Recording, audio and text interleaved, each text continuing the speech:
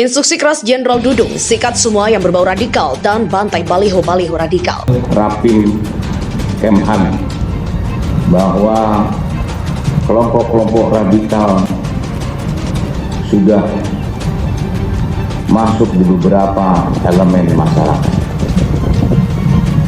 baik mahasiswa maupun elemen-elemen lain. Oleh karenanya saya perintahkan kepada seluruh jajaran Angkatan Darat agar mengantisipasi, agar peka terhadap perkembangan-perkembangan tersebut.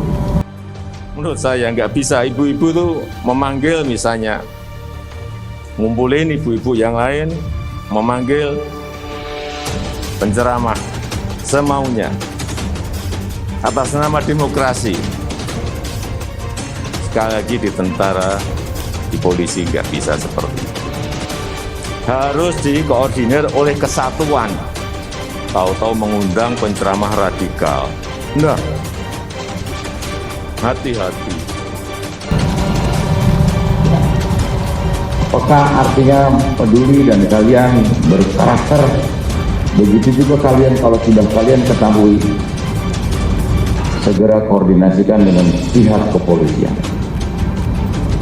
Perkembangan kelompok-kelompok radikal hitungannya sudah bukan hitungan jam, hari, tetapi hitungan sudah menit. Oleh karenanya jangan pernah ragu-ragu. Harus kalian tahu di mana tempat, lokasi, sampai koordinatnya. Di mana kelompok-kelompok mereka. Nah, sekarang radikal yang dipakai, apakah masih bermakna positif seperti itu? Tampaknya tidak. Ini sudah menjadi sebuah kalimat pejoratif. Pak Ismail, Karena itu saya ingin mengatakan bahwa ini kategori bukan kategori agama, tapi sudah kategori politik. Gitu. Sebagai kategori politik, maka dia pasti bergantung kepada perspektif politik, tergantung kepada pandangan politik, kepada kepentingan politik. Bukan menganut agama. Kita ini menganut tafsir-tafsir agama kok. Saya ini Islam sama Pak Ismail. Pak Ismail pengusung khilafah, saya bukan. Tafsir ini. Sama-sama Islam loh ini. Politik untuk tujuan membubarkan HTI. Jadi jelas sekali bahwa itu kategori-kategori politik, bukan kategori agama. Nah, ketika kategori politik dipakai untuk menilai kegiatan agama, pasti dia bermasalah. Ciri-ciri yang dikatakan oleh BNPT tadi itu sebenarnya ciri-ciri Khawarij. Versi Abu Bakar Ar-Razi, versi Abu Bakar Ad-Dinawari. Semua memang seperti itu. Setiap dari masa ke masa selama berabad-abad, kaum Khawarij ini selalu melawan pemerintahan manapun. Pastikan apakah ini hoax atau hak. Jangan sampai masyarakat tertelan. Yang kedua, kalau memang orang bersalah, maka tunjukkan kesalahan. Kalau dia salah, maka pastikan hukumannya. Jangan sampai dibuat orang terikat tak bertagi. Pertama saya ingin katakan bahwa kita masuk dalam turbulensi pikiran dan prasangka. Karena belum ada satu institusi resmi yang mengatakan menerbitkan daftar itu pertama. Kedua, dalam daftar itu tidak semua penceramah. Saya juga ada lihat profesor. Ya, oke. Jadi jangan kita menyeralisasi lalu belum apa-apa. Inilah kehebatan kita hari ini. Satu sisi kita membenci demokrasi, satu sisi kita memakai demokrasi untuk kepentingan kita pribadi. Kepala Staf Angkatan Darat atau Kasat Jenderal Dudung Abdurrahman menginstruksikan jajarannya untuk bertindak tegas terhadap kelompok-kelompok yang membawa baliho berbau radikal.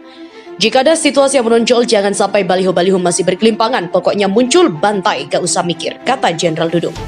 Jenderal Dudung juga kembali menginstruksikan agar para prajurit TNI AD tak perlu ragu dalam menentukan sikap. Terlebih pada kelompok atau orang-orang yang dianggap mengganggu keutuhan NKRI. Ada orang-orang yang mencoba mengganggu keamanan dan persatuan bangsa. Jangan ragu-ragu, kalian sudah dicontohkan waktu saya jadi Pangdam, harus berani.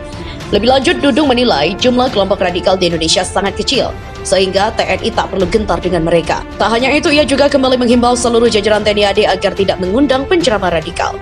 Jadi tidak usah ragu-ragu dengan kelompok-kelompok mereka. Kelompok mereka ini kecil, Kodam Jaya harus tampil, harus berani. Ini tentang memanggil penceramah yang radikal. Ini juga sudah saya sampaikan ke semua jajaran, cari penceramah yang nasionalismenya tinggi. Banyak. Ia juga mengingatkan agar seluruh personil TNI khususnya Angkatan Darat untuk menghindari penceramah yang pemahamannya jauh di luar ayat suci Al-Quran maupun di luar ketentuan. Kalau penceramahnya sudah miring-miring, yang ceramahnya sudah mengarah pada pemberian pemahaman yang di luar ayat-ayat suci Al-Quran, di luar aturan dan ketentuan, sudah jangan diundang. Kemudian dia juga menekankan jajarannya agar lebih waspada dan harus terus sebaran kelompok-kelompok radikal di wilayah satuan tugas masing-masing. Saya tekankan pada seluruh jajaran Kodam Jaya waktu saya di Monas. Kelompok-kelompok radikal internal ini harus tahu di mana tempatnya. Sampai titik koordinatnya di mana kalian harus tahu. Jadi hal-hal yang kita temukan jadi hal yang mudah untuk mendeteksinya. Demikian ucapnya.